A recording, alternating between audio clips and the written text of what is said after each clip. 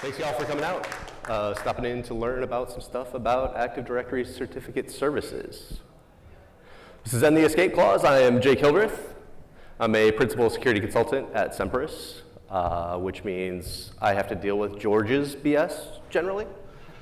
Husband for 15 years, dad for 11, recovering sysadmin as of 4 years ago when I left sysadmin work and started doing security work. Member of the Semperis Breach Preparedness and Response team. We are the team that does Active Directory and Enter ID security assessments. See, dealing with his stuff already.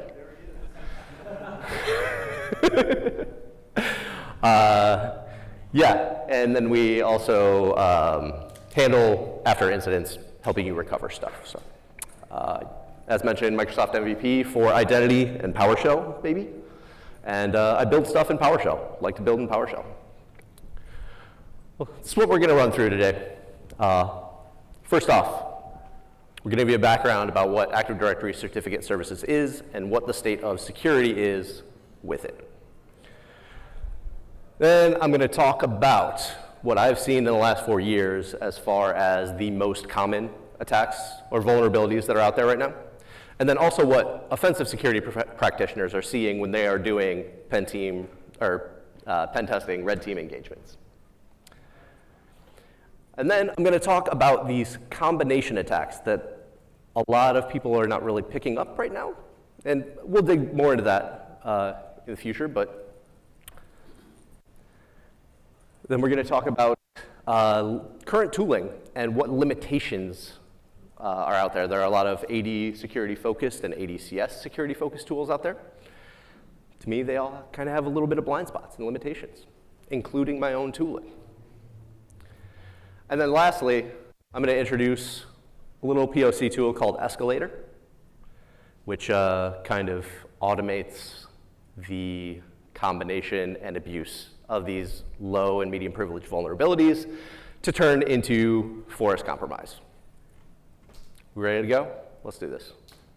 First off, Active Directory Certificate Services. Who has to deal with it here? Who likes dealing with it here? Awesome, my people. I'm going to start saying ADCS because Active Directory Certificate Services is a mouthful, but I will also accept a Baroque disaster because that is what it is. Every piece interacts with every other piece in unexpected ways sometimes, and ultimately you're shooting yourself in the foot so often. So, ADCS, a very Microsoft implementation of public key infrastructure. What do I mean by that? It's super easy to install. Next, next, next, next, finish, you're good, right? Easy to use. It really is. I mean, it's, as far as PKI implementations go, it's easy to use. But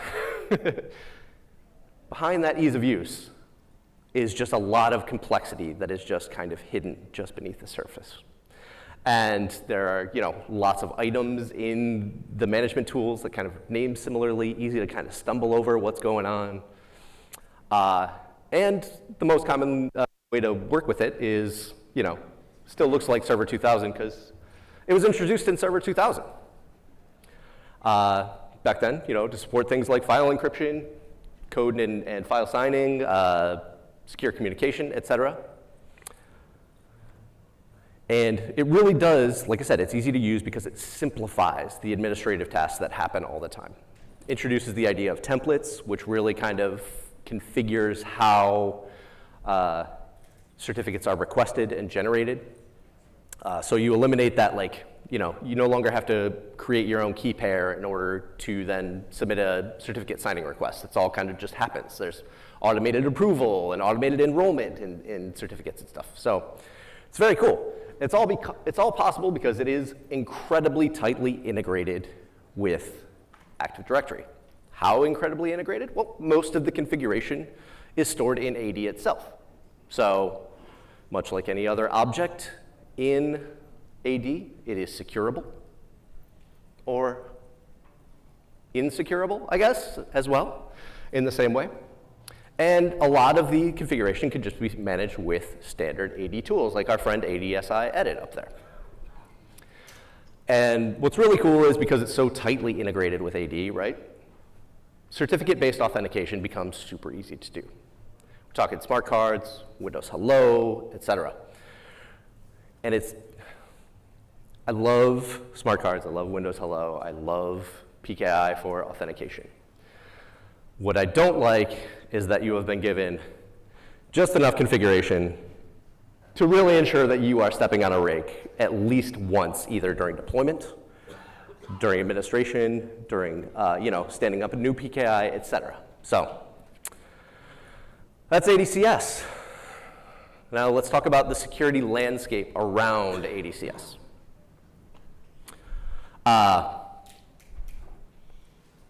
2016, Keyfactor releases a blog talking about the problem with subject alternative names. What is that? Imagine you are requesting a TLS cert for a web server, and the server's name is server 1, but you want the URL for that server to be hr.company.com. That's an alternative name on that certificate. You got five different endpoints running on that same server. They all need an alternative name. You can just use this one single certificate to address all of those various names. Keyfactor pointed out, that there's a setting on a CA that allows you to submit these subject alternative names on every certificate request, even if you didn't specifically configure that on that template. There's a little box, y'all have seen it, supply in the request. When that setting is enabled, you can supply and request, even if that's not enabled. 2016, our good friend, the gentle Kiwi, Benjamin Delpy, added certificate-based authentication to popular tools, Mimikatz and Kekio, which eliminated the requirement of having a physical smart card. So this now becomes an easily abusable tool. You can have remote access to abuse certificate-based authentication. 2019, Elkiment wrote a blog talking about she was playing with a sizzle, a box on Hack the Box, and found this unexpected path to domain admin via certificate services abuse, right? And then in fall of 2019, Christoph Falta released Posh ADCS, which abuses some vulnerable access controls on templates and the ability to submit subject alternative names. Automated this process.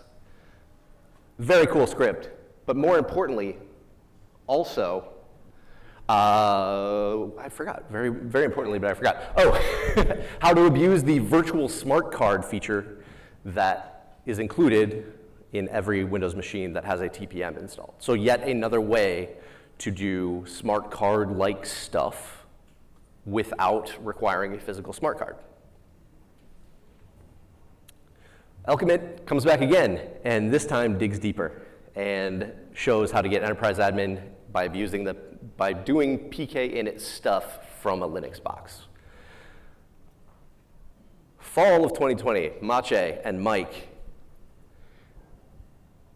Again, more vulnerable access control abuse, more subject alternative name abuse, but most importantly here, realize that templates that have smart card authentication can be used for smart cards. But guess what? So can ones that have other extended key usage assigned to them. So client authentication can also be used for smart card logon, and any purpose certificate can also be used for smart card logon. So just expanding the ways that these attacks can occur. And then Carl Sorkvist, who works with Chrissy. Chrissy, if you were in Chrissy's talk yesterday, yeah, good stuff, good stuff. Published a blog talking about a real world scenario that may actually happen of how these subject alternative names may end up in an environment without being intended. He talked about Mario and Luigi. Mario is a PKI admin, and Luigi is a web admin. And Luigi says to Mario, I need a certificate for my web server. Make sure I can reply, or include a subject alternative name in it. Oh, and by the way, it also needs to authenticate clients. So subject alternative name plus client authentication. Yeah. And lastly, Sari Coburn was doing some more research into physical smart card abuse and eventually realized yet another way to perform certificate-based authentication without the use of physical smart cards, and then submitted a PR to our friend Rubius to then enable that. So we now have lots of different attack paths, lots of different methods of attacking via physical access or via remote access only. And then we have a big moment, which is Certified Pre-Owned, released by Will and Lee from SpectreOps, also known as Harmjoy and Tifkin. They took all of that existing research, added some research of their own, and came together with 140 pages of gold. And I have read through it, I don't know how many times, but gold. I love their writing. It's got humor, it's deep. Yeah, it's wonderful. In it, they talk about a couple different things. Certificate theft, whether that's stealing user or computer certificates, but also minting golden certificates. They talk about persistence, using certificates to maintain persistence in an environment at user level or domain level. But the thing we're going to talk about most today is privilege escalation, right? Going from a low privilege user to a higher privilege user by taking advantage of vulnerabilities and misconfigurations. And I can't go past this without showing you one of my favorite security memes of all time, this guy, because it is so accurate. Every time I see this one, I can't help but laugh, because if you've worked with ADCS, this is exactly how it feels. So, watershed moment in that now there is this sort of Bible, basically, of all of the things you can do, okay? But they also introduced something else that I think has kind of gone undermentioned, is that there was another watershed moment. Much of Certified Pre-Owned is about Active Directory Certificate Services-based privilege escalation attacks targeting templates, certification authorities, and other PKI-related objects, which, if we're being a little honest, that's a mouthful. Can we make it shorter? Especially because Certified Pre-Owned talks about 8 of these things. Do we want to say that mess every single time? What if we do ESC? So I'm now going to just switch to ESC language. Like, escalation path is long, okay? So in Certified Pre-Owned, like I said, 8 different types of escalation paths are identified. Those cover misconfigurations, weak access controls. I'm going to talk about weak access controls a lot. And authentication relay to HTTP or HTTP enrollment endpoints. And it's funny. So we look back on this research that I mentioned earlier. And now that we have a name for things, you start to see it everywhere. Just like, before ADHD had an official diagnosis, we just thought that was the nervous kid, right? Or the busy kid. You look back now, and this is what we've got. Various ESCs of all types. They've been around, they've been hanging out there. So that's where we're up to in 2021. Where are we at now? Since then, certified, and 8 new ESCs. The most recent one released a few months ago. And these are the folks that are doing it. I'm going to run through these real quick. Certified is all about like UPN confusion, basically. ESCs 9, 10, and 16 arose from vulnerabilities that came out of the research related to this confusion. ESC 11 is a different type of NTLM relay to an RPC endpoint instead of an HTTP enrollment endpoint. And then ESC 12 is about abusing YubiKey hardware security modules. Apparently they stored the password that allowed you to create certificates. They stored a password in registry and in an unprotected key that anybody could view. Yeah, it was bad. 13 and 14, we're talking about abuse of the authentication AMA. Authentication mechanism assurance. That's the thing that if you authenticate with a password, you don't have any privileges. You authenticate with a smart card, you now become a member of enterprise admins. Very cool. Again, Chrissy's talk yesterday really dug deep into how that works. Fantastic stuff. ESC 14, abusing alt security identities attribute on user accounts. And ESC 15 was abusing some vulnerabilities built into what's called a schema v1 template. When you deploy ADCS in an environment, you get that big bunch of templates.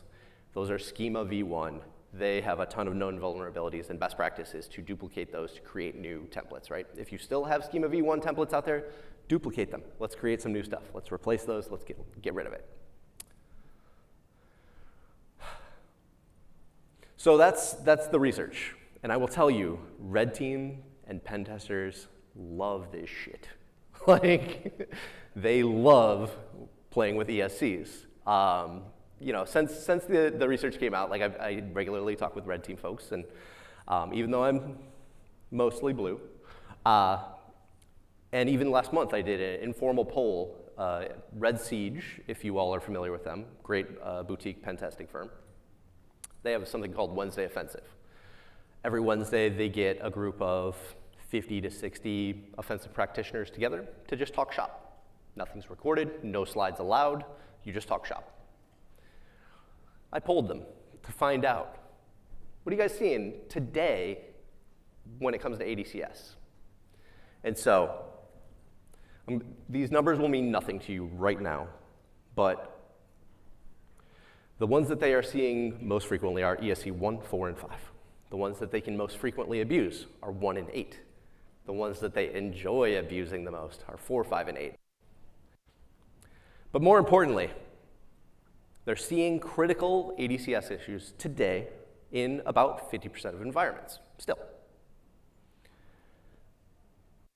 And they are not getting detected when doing these attacks at all. Less than 25% of the time do they get detected, and usually it's not while pulling the certificate. It's not while requesting a vulnerable certificate.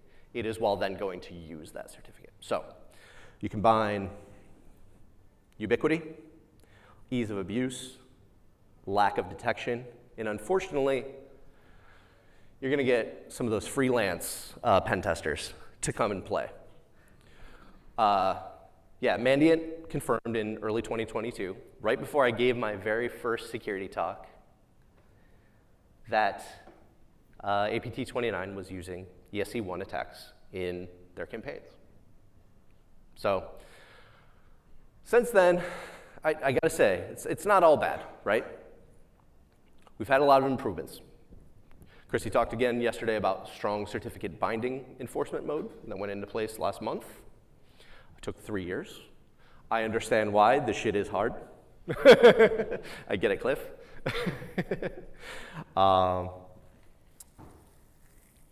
So what that does is basically cuts out and neuters this ESC6 thing that we talked about. That was the very first thing that Key Factor brought up, right? One setting that allows you to submit a subject alternative name on anything.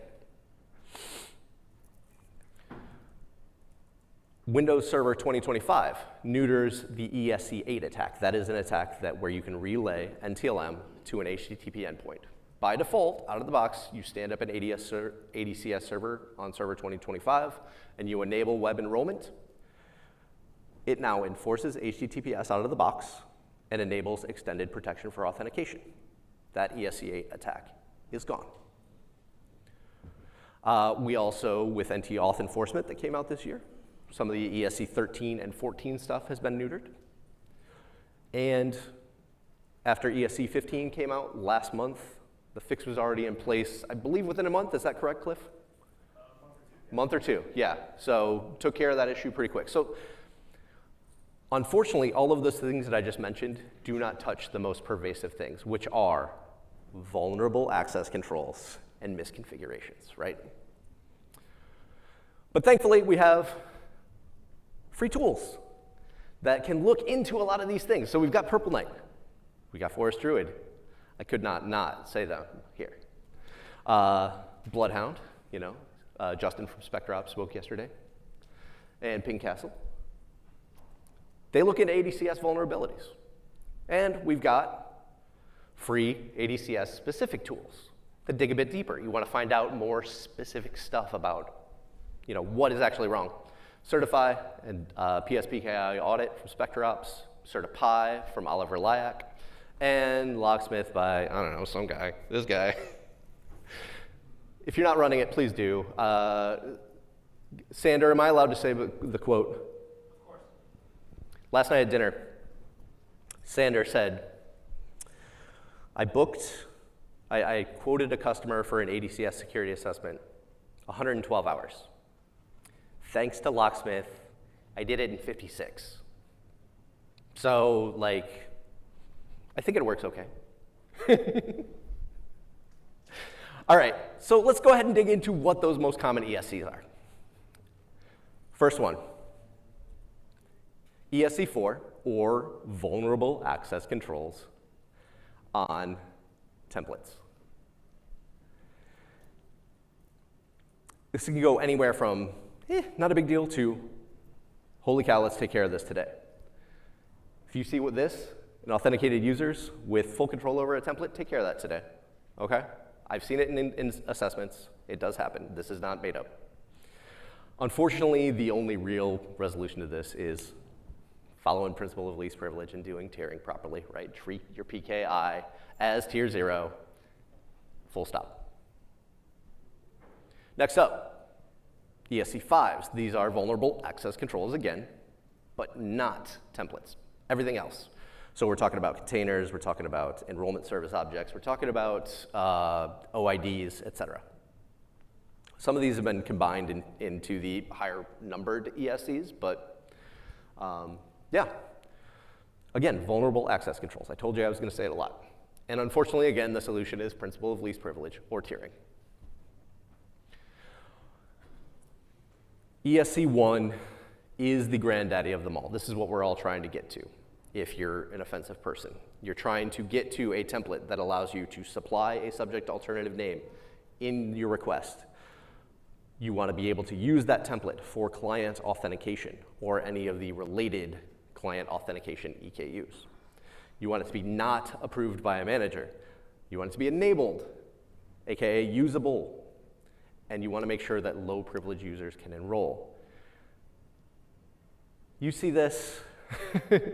This is something to be taken care of again right away. Unfortunately, it's very situation specific on how you resolve these issues. If this is an NDES server that's issuing 1,000 certificates a day, enabling manager approval is not the solution. You don't want your PKI admins reviewing 1,000 requests a day, right? And then I just wanted to touch on 3 other ones that I see frequently. ESC2, this is where, anybody that can enroll in this type of template can then stand up their own CA. Unfortunately, this is very, very common in VMware environments because they had a document for the longest time that told you this is how you should stand up a CA for your VMware environment. And they said to grant authenticated users the rights to do this. ESC6, again, this is mostly neutered, but mobile device management companies for the longest time said this is the way that you should configure your CAs to allow you to do subject alternative name stuff. Definitely fought with AirWatch a little bit on that one. And then ESC8, that is before Server 2025 came out. If you stood up a new certificate authority web enrollment endpoint, it was HTTP. And you can't do extended protection for authentication with HTTP. So see a lot of those in environments. All right, so we got the basics here. Let's talk about how we can combine them and go from user to force compromise pretty quickly. All right. First up, ESC4 to ESC1. So ESC4, we talked about vulnerable templates, vulnerable access controls on templates. So low privilege user has this right. And the template is enabled. It can be used to enroll. And just so we're clear, this is how it's configured. It's a single attribute on an enrollment service called certificate templates. It's a name. It's not a DN. It's not a GUID. It's a name. This is what an attacker does. They find this ESC4 template. They modify it to match an ESC1, request a certificate, pass it over to Rubius, authenticate. That's game over. You now have a ticket for the administrator account in the environment. All right, now we're doing real combinations. The last one was more of a path. These are actually combinations, 2 or more things that need to be done. I grayed out the first step here because that is what we just saw. It's an ESC4 to ESC1, right? We're converting the template from ESC4 to ESC1. In this case, however, this template is disabled. But an attacker finds that they have a dangerous right on that enrollment service. So what can they do? They can go modify that attribute, add the name of the template that they control, thus enabling the template. They enroll, get the certificate, pass it to Rubius, and yeah, force compromise yet again. This is a fun one. So ESC5, because it is the hand-waviest of ESCs, it covers so many different things, could mean a lot of different things. In this instance, what we're describing is that low privilege users can create new objects in the certificate templates container. And then they also are able to enable those new objects that they created. So an attacker creates an ESC1 template. I scared myself the other day running through these slides because I forgot I put this up here. I am not showing you how to do this. It is fiddly, it is annoying, it is incredibly dangerous. I'm not revealing it. So again, modify the CA object to enable, request a certificate, pass it to Rubius. We've got a TGT for the administrator account. So what are the problems that we have with the current ADCS tools? Well, Purple Knight is designed for misconfigurations, but it doesn't do attack pathing. It's great for misconfigurations, but not attack pathing. It's just the way it is. Forest Druid, great for attack pathing. Great for defending your perimeter, right? But doesn't have full ADCS coverage yet. Bloodhound, fantastic for attack paths. But even I, as a security person, still get overwhelmed working with it. And some of those combinations are also not highlighted. And lastly, I have to throw Pinkcastle up there because it was the first assessment tool that I ever used. The first one that a lot of us out here have used. But again, it only does individual misconfigurations, no attack paths. So let's talk about these ADCS specific ones. Certify came out as part of the certified pre-owned release in 2021. It is very powerful, but it only describes individual vulnerabilities. It doesn't mention anything about the risk with each vulnerability. And the thing that frankly pisses me off the most is compiling stuff, because I don't like compiling stuff. I write in PowerShell for a reason. I don't got to compile anything. By far the most popular tool out there is Certify, which just had a new release earlier this year. Mentions individual vulnerabilities only. Again, does not identify these combination attacks.